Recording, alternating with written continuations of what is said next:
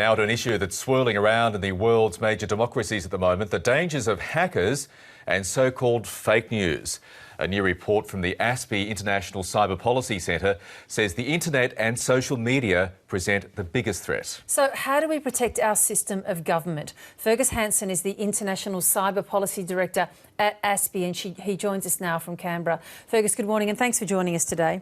Good morning, Virginia. The discussion around the new report that ASPI's just released, Securing Democracy in the Digital Age, I guess we could probably jump right ahead to the end of our conversation and say, because of modern technology, you probably can't secure democracy. Is that too bleak of you?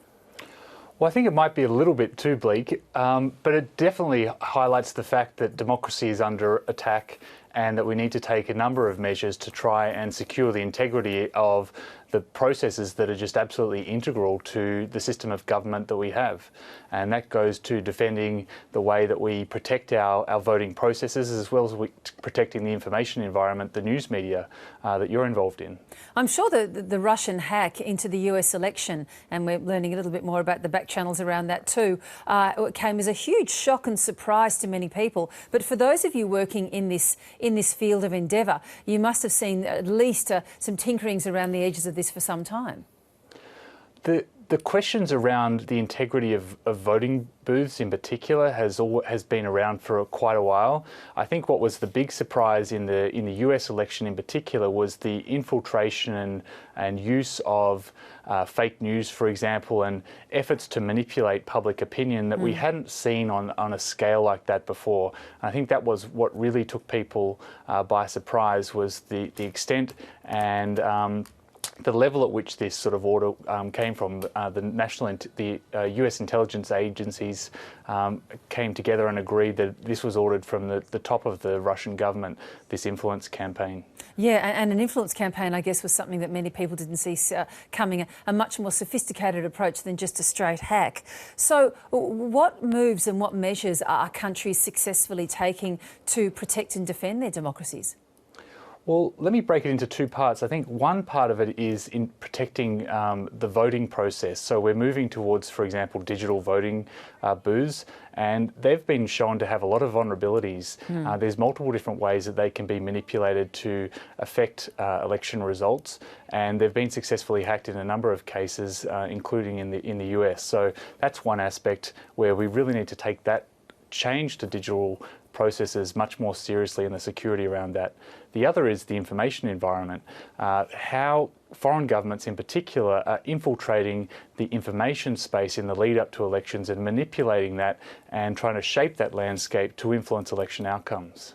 I started this conversation with that admittedly rather bleak view, but this is what ASPI, the Australian Strategic Policy Institute, and yourself say about the environment that we're now in, that modern technology has enabled the execution of this sort of campaign, the kind we discussed out of Russia, at a scale and scope previously unseen.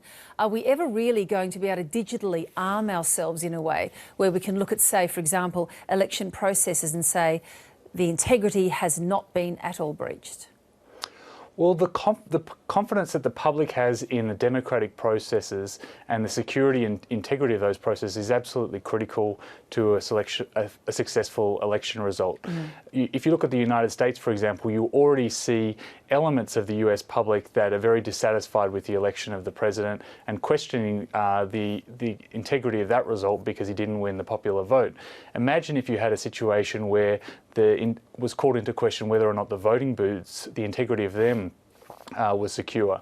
Then I think you'd have a very different conversation going on in the United States. So it's absolutely critical that we maintain public trust in the systems that are in place. And while they can't be 100% protected, I think there's a lot more that we could do to make sure that the public does have trust in those systems and that we're aware when breaches do take place. And I guess just finally this morning, really, in the face of overwhelming technological intervention, maybe one of our most basic tools might be the best defence, particularly when it comes to fake news and misinformation, and that is our own scepticism and our own clear thinking. Well, I thought you were going to say paper, but yes, I think that's right. To be very sort of cognizant of these threats that are coming down the pipeline that we're seeing in other countries around the world, and taking steps early here in Australia to protect against them.